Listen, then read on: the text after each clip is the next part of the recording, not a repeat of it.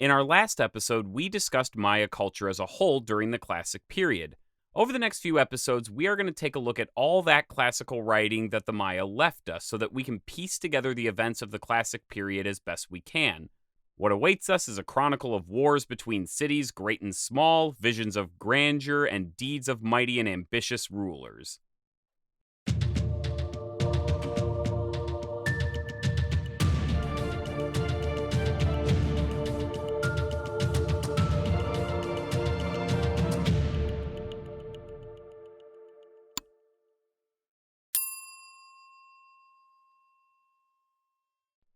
Before we dive into the episode, we need to discuss a few things.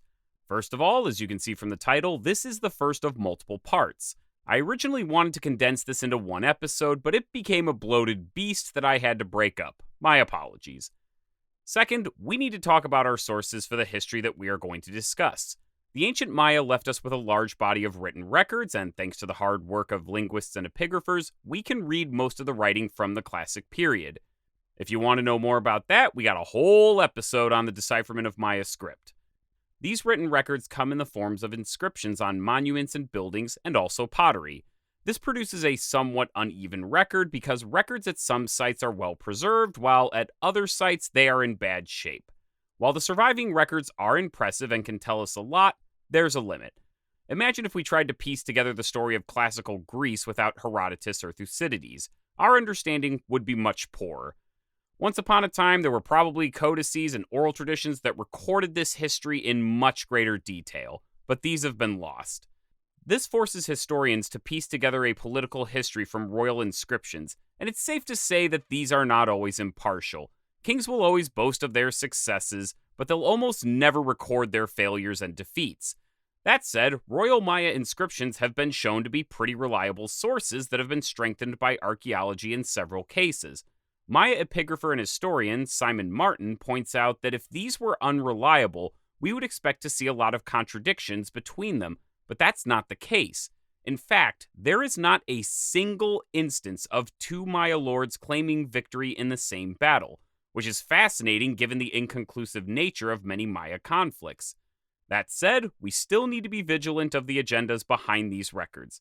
Now, if this history interests you and you want to dive headfirst into this, I highly recommend getting a copy of Simon Martin and Nikolai Grub's masterpiece, The Chronicle of Maya Kings and Queens, where they present the history of the Maya lowlands in wonderful detail.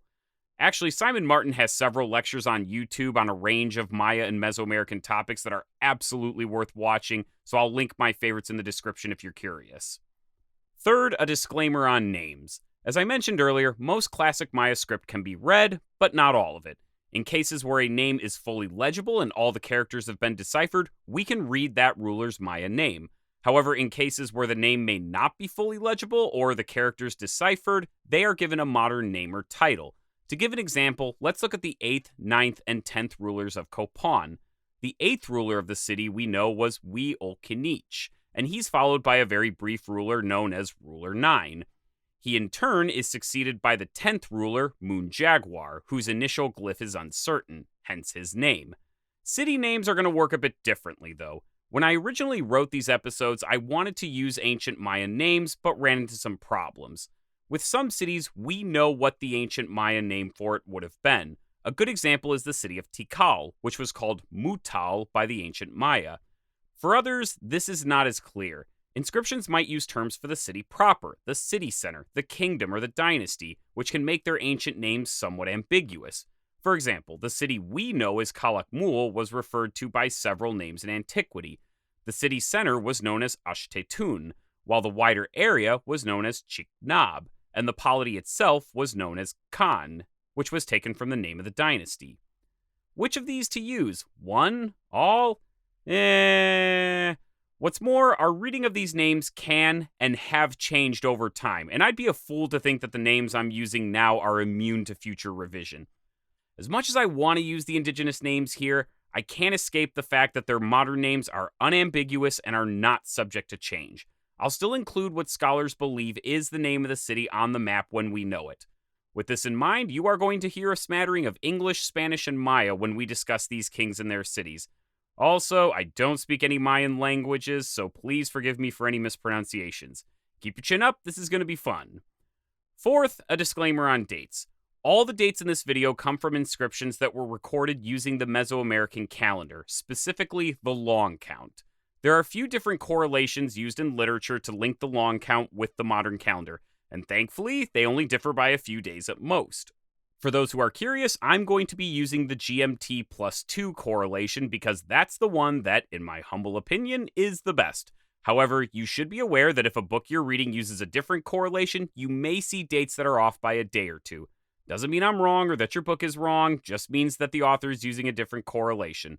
Also, the dates in this episode are in the Julian calendar, since that's what the medieval Western world was using, and I want to keep the dates consistent with other history from that time period. Finally, I should also mention that this episode is going to focus mainly on the Maya lowlands, but it's worth keeping in mind that other areas of the Maya world, such as the Guatemalan highlands and the northern Yucatan, were also thriving, but they've left us much fewer written records, so they are not going to get as much attention in this episode. When we deal with the Terminal Classic in the north, we'll give that history a closer look. With that all said, let's get started.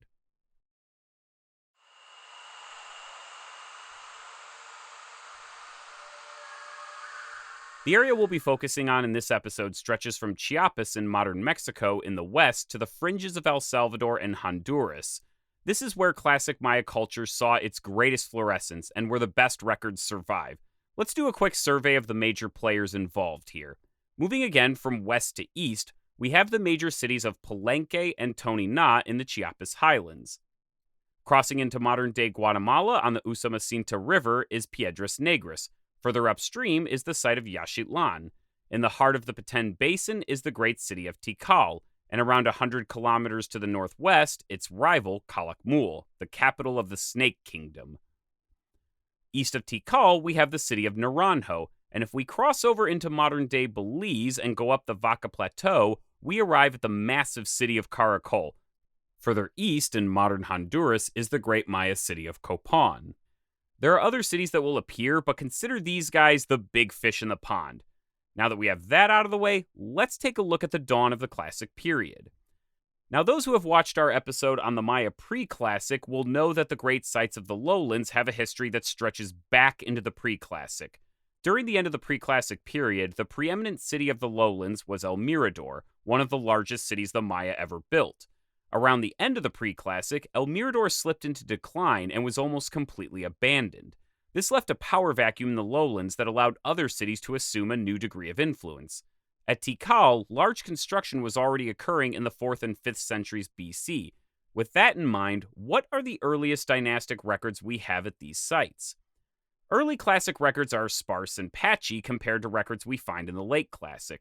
References to early rulers and dynastic founders are few and far between and are almost always referenced by records that were written long after they lived. A good example comes from the site of Tikal, where we see references to a dynasty founder named Yash-eb-Shuk. Although no dates are connected with his name, it's reasonable to believe that he reigned in the later 1st century CE, at the end of the pre-Classic period. Some of these founders even stretch back into mythological times. At the site of Piedras Negras, later monuments place the reign of the first king all the way back in the year 4691 BCE, which was so far back it would have been during the previous creation. His heir is noted at the dawn of the current creation at 3114 BCE, but it's not until 297 CE that we find a less mythological ruler mentioned, who may have been the historical founder. At Palenque, 7 years before the current creation, we have a divine figure named Muan-Mat, who ruled for over 700 years and produced 3 children who would become the 3 patron gods of the city. The first mortal ruler of the dynastic line is recorded as being Bloodletter of the Snake, who ascended in 986 BCE, and who was likely a mythological ruler used to link the dynasty at Palenque to a deep mythological past. But the award for most distant dynastic foundation has to go to Teotihuacan, the king of Quirigua. In his many monuments, he linked his accomplishments to the mythological past that stretched back literally millions of years ago, transporting him and his ancestors to the creation of the world itself. It's not until the 4th and 5th centuries that we begin to get a much better picture of the history at major cities. At Palenque, a new dynasty founder, Cuauhtémoc ascended to the throne on March 10, 431. An interesting thing to note about Ukpalam is that his title is not Lord of Palenque, but rather Lord of Toctan, or Toctan Ahau. The location of Toctan is not known, but it appears to be the ancestral seat of the dynasty, and we'll see this title pop up again in other members of the dynasty. Over at Yaxchilan, the earliest ruler, or to quote the original inscription, the first seated lord, is listed as Yopat Bahlam, who likely ascended in 359. Yaxchilan is also noteworthy during this time because they left good records about their warfare during this early period. Early mentions of these rulers also name neighboring lords that were captured by Yaxchilan. We'll see more of this down the road, but it's useful to know that these conflicts were common in the early Classic. And we also see some early rivalries taking shape. An early example is actually Yaxchilan and their downriver rival, Piedras Negras. In 460, inscriptions at Yaxchilan report that their ruler Moonskull captured the king of Piedras Negras, the unfortunately named Ruler A. Only 7 years later, Moonskull's heir, Yashun Bahlam II, captured a high-ranking noble, possibly even a member of the dynasty itself. Don't feel too bad, because Yaxchilan would get some comeuppance when Moonskull's grandson, not I Jaguar I, got himself embroiled in another conflict with Piedras Negras. Despite having early successes and capturing nobles from Piedras Negras and Bonampak, Piedras Negras would finally capture him, and rather than sending him to the chopping block, turned him into a vassal, a status that would keep Yaxchilan dormant for the next century. In the east, at Karakol, later records name a probable progenitor named Teotihuacan that ruled in 331 or 349, possibly both. Multiple inscriptions have different dates. Karakol's history comes into stronger focus under the reigns of Yahautekanich I and his son Ka'an I. Like Yaxchilan, there's also early evidence of war at Karakol. A recovered stela at the site reports a cha'ak, or axing, of the city during this period, most likely during the reign of Ka'an I. This likely either established Karakol as a Tikal vassal, or simply reinforced a pre-existing status. The broken inscription is difficult to interpret further, but lords from Tikal and Calakmul are both mentioned, and it's hard to say what role each side played. Speaking of Calakmul, let's turn our attention there. During the 4th and 5th centuries, Calakmul was rising to prominence, and it would play a huge role in the history of the Classic period. Back in the pre-Classic, Calakmul had been a city of significance, but in the wake of the pre-Classic collapse, it began to grow. The history of this city remains frustratingly obscure, because although there's a lot of monuments at the site, the limestone they used was of poor quality, and that means that most of the inscriptions on these monuments have eroded and are now illegible. There are codex vessels that list out kings and trace them to a founder named Skyraiser, but unfortunately there's no long count dates associated with him, so it's not possible to assign any years to his reign. For all we know, he could have been a legendary or mythological founder. Our first solid evidence from Calakmul comes from Stela 114, which was erected in 435 CE to commemorate the 9th Baktun. Although damage to the stela prevents epigraphers from identifying this ruler, it's worth noting that the ruler uses a glyph with a bat head to identify the dynasty.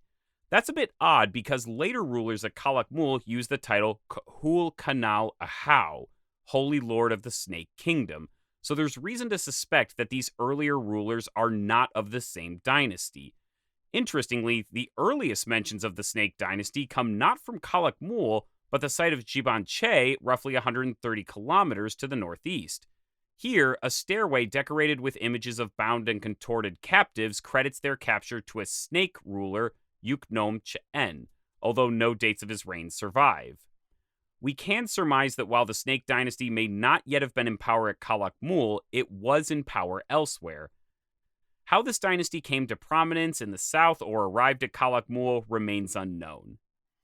The early classic records are fascinating, but a bit frustrating as well. It's clear that a lot was happening, but these events and figures are rather obscure. In subsequent chapters, we'll see much better contemporary accounts documenting the current and recent events. However, there is one pivotal event in the early classic that looms large, and which is very well documented. And for that, we need to look to the west.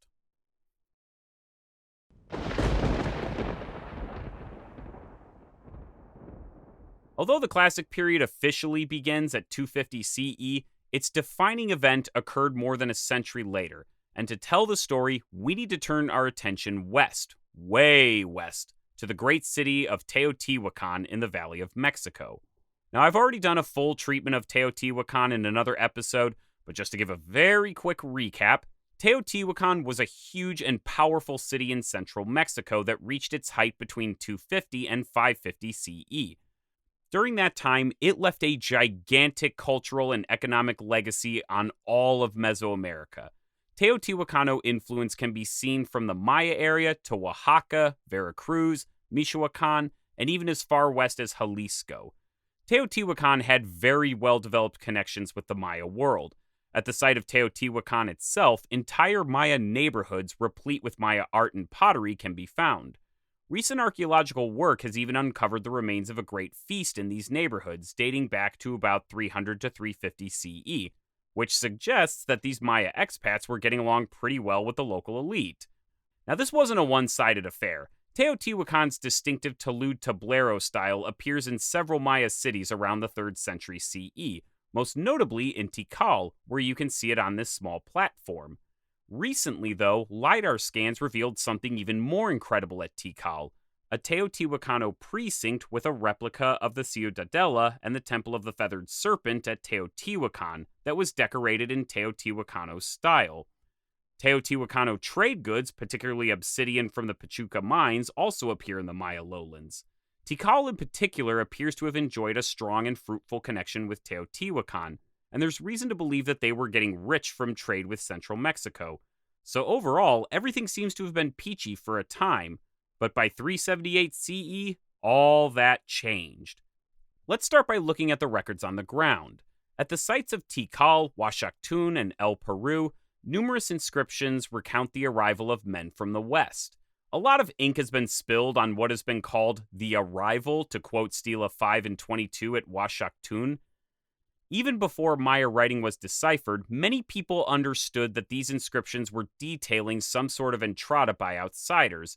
Other scholars speculated that they might have documented a war between Huashactun and Tikal, but that changed when epigrapher David Stewart dove into this question in his famous 1990 paper, The Arrival of Strangers, Teotihuacan and Tolan in Classic Maya History. Stewart made a compelling argument that really changed our understanding of these events. Now, I'm not going to go into all the hows and whys of his arguments. If you're interested in seeing all of his reasoning, the paper will be listed in the bibliography and in the description, and you can find it online for free, and it's not too long of a read. Instead, I'm going to summarize the timeline of events and throw in a few recent discoveries since the publication of that paper. Stewart pieces together a timeline based on inscriptions across the Petén. The first dated inscription from the city of El Peru recounts that on January 8th, 378 CE, a lord named Siak arrived at the site for an occasion that is unfortunately lost due to the preservation of the inscription. Now, there are a few important things to point out about Siak. First and foremost, he was a foreigner from the west, and he bore the title Calumte, a very rare title only used by the most powerful of Maya lords. Stewart concludes that he must have been a warlord or military leader of some sort that invaded the Petén. From various bits of evidence, he connects him with the juggernaut of Teotihuacan, although it's worth noting that this fact is not 100% certain, only the most likely. Second, and not super relevant to the story, but I'm going to mention it anyway, Siaka'ak's name translates to Fire is Born. What an awesome name! Other inscriptions at the site of Nashtun confirm that their lord was a vassal of Siaka'ak and suggest that he accompanied him to his next destination. This indicates that Siaka'ak was gathering local support for an upcoming operation. 2 days after that inscription at Nashtun, records at Huashactun and Tikal record that he arrived at Tikal on January 15, 378 CE. At that time, the ruler of Tikal was Chaktok Ishak I, and we have little information on him or his reign, nor any surviving depictions. However, those records noting Siaka'ak's arrival also note that on the same day, Chaktok Ishak I entered the water.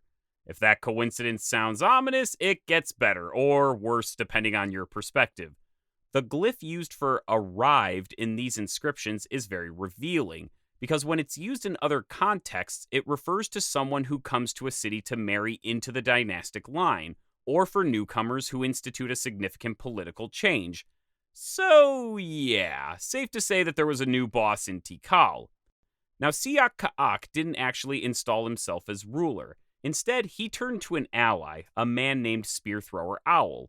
If you're curious about that name, it's taken from his name glyph, which shows an owl with, you'll never guess, a spear thrower.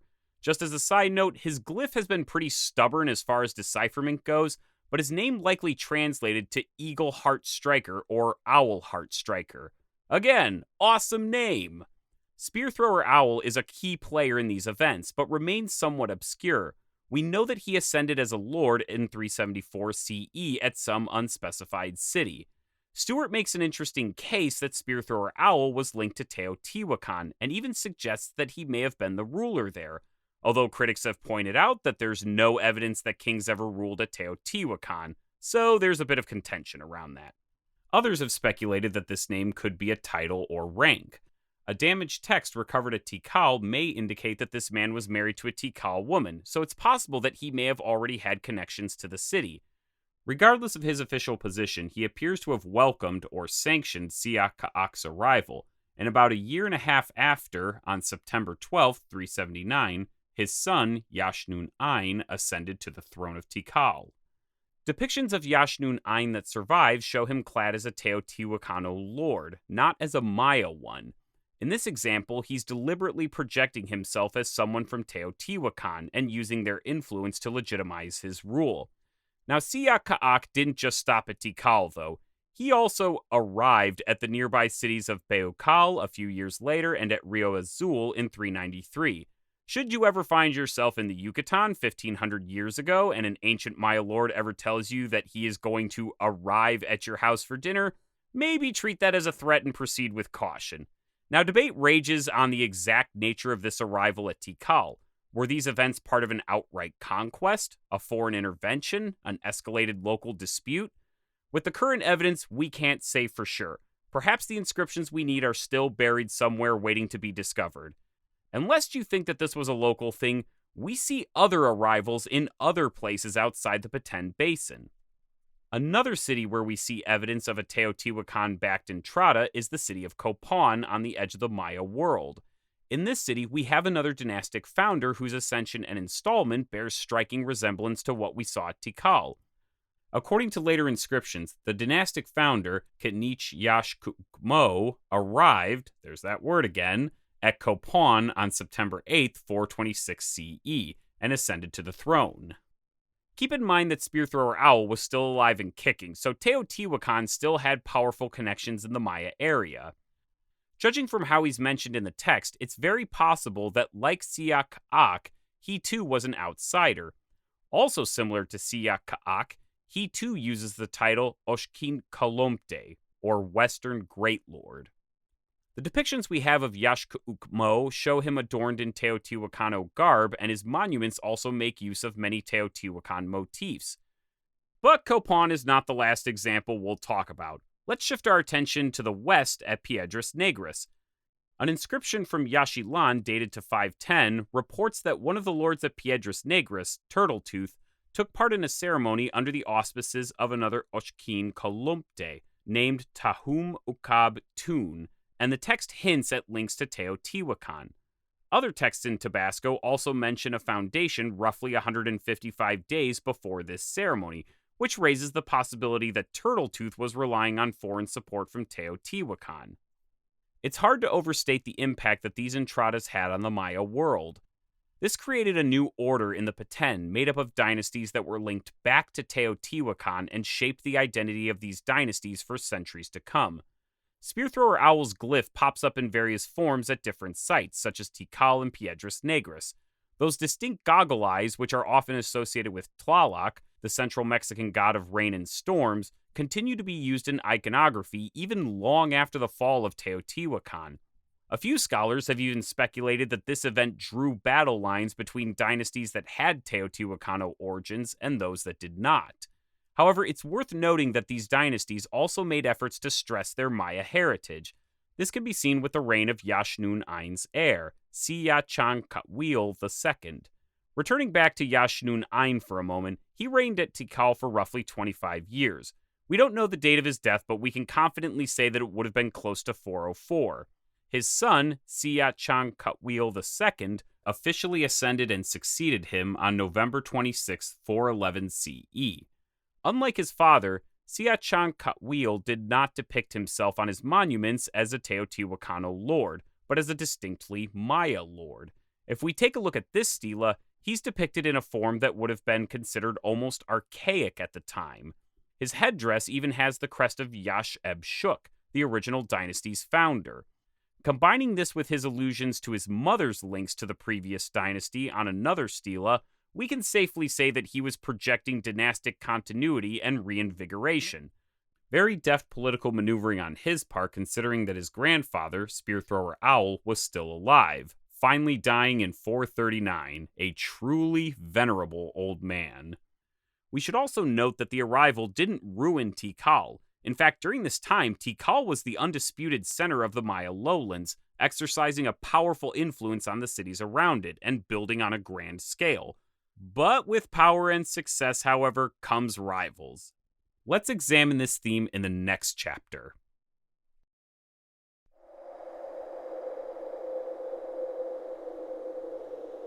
By the 6th century, things really started to heat up in the Maya lowlands. As I mentioned earlier, Tikal had become the preeminent power with a massive city and population. During the reign of Teotihuacan II's successor, Ka'an-Chitam, we have a record of an attack by Tikal against the city of Masal, our first reference of a Tikal war, depending on how you view the Teotihuacano Entrada, that is. This is also worth noting because Masal may have been an ally of Calakmul, Tikal's future rival, and if that's the case, their spheres of influence may have already begun to butt up against each other. Despite a successful reign, there's evidence that Tikal's fortunes were starting to take a turn. We know from inscriptions at Toni Na that Ka'an-Chitam's successor, Chaktok Ishak II, died in 508, and only 13 days after his death, Yaxchitlan attacked and captured one of Tikal's vassals. Yaxchitlan was a much smaller city, and this event is very surprising and unexpected. If Tikal mounted a counterattack, no record of it survives. Part of this may have been due to the fact that Chaktok Ishak II's death may not have had a smooth succession. The ruler who succeeded him is our first queen, who is referred to as the Lady of Tikal. Usually when women assume power, it's a sign that there's succession trouble. The Maya world certainly permitted women to rule, but it also had a preference for men. She's believed by many scholars to have been the daughter of Chaktok Ishak II. Although she was officially made an ahau, she was only 6 when she ascended and appears to have co-ruled with another noble named Kalomte Bahlam. Unfortunately for Tikal, the poor record of the next few rulers hints at more dynastic turbulence. At some point around 537, a new ruler arrived at Tikal. Yes, that kind of arrived. His name was Wakchan Katwil, the son of Chaktok Ishak II. We know this because he erected a stela 20 years later to commemorate the anniversary of this arrival, and this has led scholars to speculate that he may have returned from exile to assume power. Any feelings of triumph that accompanied this anniversary were not to last, because to the north, a new threat was rising: Calakmul. When we left Calakmul, the Snake Dynasty was not yet in power, but at some point that old Bat Dynasty seems to have been replaced by the Lords of the Snake. The circumstances of this are unknown, and we could speculate all day whether or not there was a snake arrival, but what is clear is that by the 6th century, Calakmul was becoming a force to be reckoned with.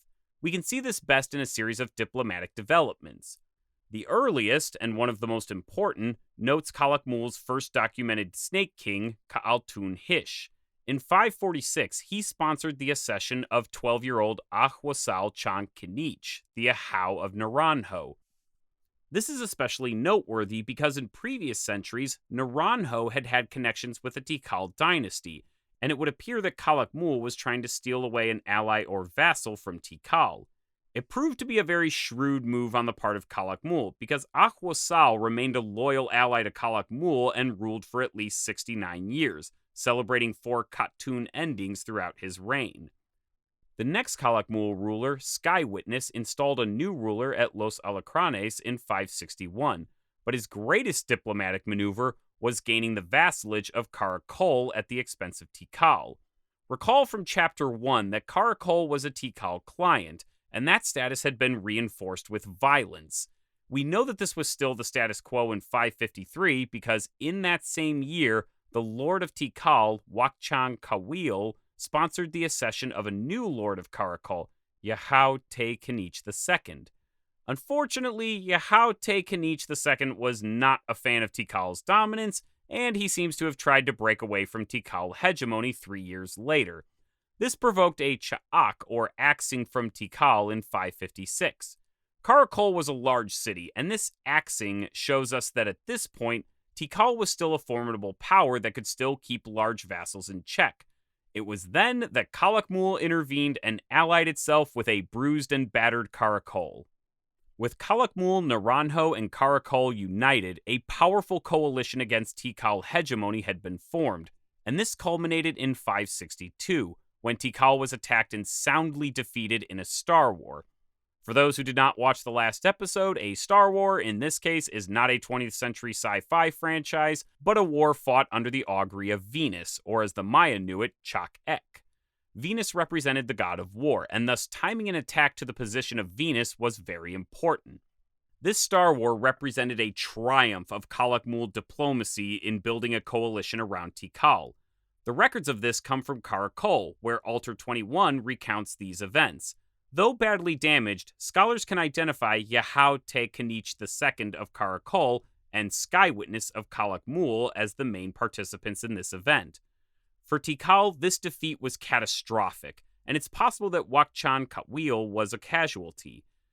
This event actually triggered a hiatus at Tikal, and for the next 130 years, the entire city went completely silent.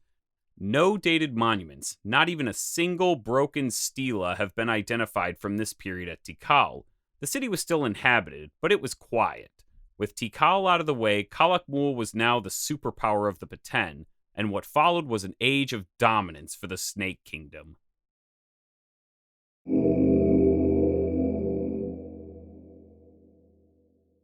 Following the successful war against Tikal, the next king of Calakmul that we know of was Scroll Serpent, who ascended in 579 and ruled to at least 611. Remember, records at Calakmul are very poorly preserved, so a lot of this information comes from texts at other cities, but nevertheless, we know that Scroll Serpent maintained Calakmul's relationship with their key eastern allies, Naranjo and Calakmul. With Tikal out of the way, Calakmul could now assert dominance over much of the Peten region and even beyond. Scroll Serpent appears to have turned his attention to the west, specifically to the city of Palenque. Though a prospering regional power, Palenque was working through some internal troubles that we'll cover in more detail in later chapters. Suffice to say, it was not a good time for Palenque to be in the crosshairs of the most powerful and aggressive Maya city. Palenque's worst nightmare came true on April 21st, 599, when Calakmul showed up and sacked the city. This was an incredible and ambitious feat of military logistics on Calakmul's part, because those cities are separated by over 250 kilometers as the crow flies, and this required them to travel over the Usumacinta River. This was very unusual. Most Maya wars were fought between neighbors. Except for the Teotihuacan Entrada, this was unparalleled, and it's curious why Calakmul would go to such lengths to attack such a distant city. Regardless of why it was done, it does show how dominant Calakmul had become. But wait, it gets worse, because Calakmul did it again in 611 under the personal direction of Scroll Serpent himself. This war would devastate the Palenque dynasty. The Palenque king Ahenyo-Ma died the following year without an heir. But let's turn our attention back to the central Peten. The anti-Tikal coalition was finally beginning to crack under the pressure of Calakmul's dominance. This began at Naranjo with the death of Akwasal. He finally died shortly after 615, and he had been an important ally and vassal of Calakmul, and he likely played a key role in the demise of Tikal's power. While his successors do not appear to have shared his affection for Calakmul, and for reasons that are unclear, they seem to have pivoted Naranjo's diplomatic stance away from the Snake Kingdom. Well, that was unacceptable to Calakmul. Once a friend and ally, always a friend and ally, right? Unfortunately, details at Calakmul and Naranjo itself are scarce, but records at Calakmul can clue us into what happened. But first, let's catch up at Calakmul for a second. Teotihuacan II died sometime between 593 and 599, and was succeeded first by his son, not Ahau, and then by a younger son, Kaan II, in 618. Kaan II continued Caracol's cooperation with Calakmul, and this really shows in how they handled Naranjo's defection. In 626, Caracol began attacking Naranjo vassals and winning some small victories. Calakmul's level of involvement in these preliminary attacks is debated, but they were definitely involved in the climatic assault on Naranjo in 631. In surviving records, Calakmul's ruler at that time, Uknom Head, is given special prominence in this Star War. This was catastrophic to Naranjo, and like Tikal, the records at Naranjo go silent, likely due to Caracol's control of the city. After the subjugation of Naranjo, Calakmul's new ruler, Uknom Head, would continue asserting Calakmul power, and records at the city show that in 636, he led another successful conquest on a target that is unfortunately illegible. Poor quality limestone strikes again. However, recent finds at Xunantunich reference a violent conflict between Calakmul and Gibanche in the same year, so this is likely the mystery target. Recall from Chapter 1 that Gibanche was the original home of the Snake Dynasty, so this would make this conflict a civil war. I wish we knew more about the cause of this, but alas. In the war's aftermath, Gibanche's ruler was ousted from the city by Calakmul and later executed. Calakmul was turning into a juggernaut, and it wasn't showing any signs of slowing down. In 636, Uknom Head was succeeded by Uknom Ch'en II, who would rule for 50 years and keep the Calakmul wheels rolling. There's actually some speculation that Uknom Head and Uknom Ch'en were the same person, and that Uknom Head was some sort of pre-accession name or title. Regardless, Uknom Ch'en II oversaw Calakmul's golden age, and for this reason, he's often referred to as Uknom the Great. Equal parts a capable military leader and savvy diplomat, Uknom brought all of his talents to bear, which was a good thing because he had his work cut out for him. To the south, Tikal was beginning to rise again. Last we saw Tikal, it had been humbled by the Snake Kingdom in 599 and thrown into turbulence. But by the mid-7th century, it was starting to rebound under Nun Uhol Chak. Remember what I said earlier, Tikal was not erecting any buildings or monuments during this hiatus, and it doesn't take much to imagine the rulers of Tikal were probably getting fed up with the state of things. Uknom must have recognized that Tikal was going to be a potential threat soon, and took decisive action by rampaging through the Patesh Batun in 650, attacking Tikal allies and outposts. These assaults would really showcase Uknom's strategic genius, because one of the sites that he attacked, Dos Pilas, had a member of the Tikal royal family residing there. This man, Bahla Chan Kawil, was reportedly a brother or half-brother of the Tikal king, Nun Uhol Chak. At least his monuments claim that they had the same father. Now this is important because as it turned out, Bahla Chan Kawil was not just a high-ranking member of the family, he was a rival to the throne. A few years earlier, he had rebelled. He even recorded a victory against Tikal and the capture of a Tikal lord, so he clearly meant business and wasn't going to go quietly. For Calakmul, this was a golden opportunity, and after putting Bahla Chan Kawil to flight, he seems to have reached an agreement with him. This resulted in Bahla Chan Kawil and Dos Pilas being made a Calakmul client. No longer were they part of Tikal's dominion. This was a huge diplomatic coup. Uknom got a new client in the backyard of his most serious rival. Bahla Chan Kawil got to style himself as the true Tikal king in his own capital with the backing of the region's preeminent power. He and his successors would even use the Tikal emblem glyph in their inscriptions. Imagine for a second if Prince Harry moved to Ireland under Vladimir Putin's protection, declared himself King of England, and renamed Ireland Great Britain, and you've got a rough idea of what this must have been like to watch. Pretty insane. For Tikal, this must have been humiliating, but there wasn't much that they could do immediately because in 657, Uknom launched a decisive star war on Tikal that resulted in Nun Uhol Chak acknowledging Calakmul's hegemony. He even attended a ceremony for Uknom's son and heir, Uknom Yichak Ka'ak, at Calakmul a few years later. Oh, and he had to do this alongside his brother and rival, Bahlachan Kawil, which must have made for a pretty awkward reception after the ceremony. Unfortunately, the elevation of Dos Pilas seems to have galvanized Tikal to action. One can imagine the Tikal elite calling for the destruction of the pretender at Dos Pilas. In 672, Nun Ohol Cha'ak struck against Dos Pilas. It's worth noting that although Dos Pilas was a thorn in the side of Tikal, the city-state itself was far smaller than Tikal, so it shouldn't come as a surprise that Tikal forces had little trouble forcing Bahlachan Kawil to retreat to the site of Chakna, where Tikal forces arrived and burned it to the ground. Unfortunately, Bahlachan Kawil was not captured, and he was able to summon for Calakmul aid, and in 677, Calakmul intervened and delivered another defeat to Tikal that finally allowed Bahlachan Kawil to return to Dos Pilas. 2 years later, both cities would make a combined offensive against Tikal, and records of the event say that the flints and shields of Nun Uhol Cha'ak were brought down, and that heads were piled up, blood was pooled. These guys did not mess around. For anyone curious, Nun Ohol Cha'ak's fate amidst this calamity is unknown. No records of his capture exist, but if he did survive these defeats, it wasn't for long. At the time of Uknom the Great's death around 686, Calakmul was the undisputed master of the Maya lowlands. For 50 years, he had been a nigh unstoppable force, pushing Calakmul's influence to its greatest extent. Inscriptions at Piedras Negras, Cancuen, La Corona, and Moral Reforma give us an idea of how far the long arm of Uknom's personal influence extended. In fact, the reason we have so much information on the exploits of Uknom, despite Calakmul's poor state of preservation, is that so many other cities mentioned him prominently during his reign. In many of these instances, he supervised royal accessions, or had their rulers participate in ceremonies at Calakmul itself.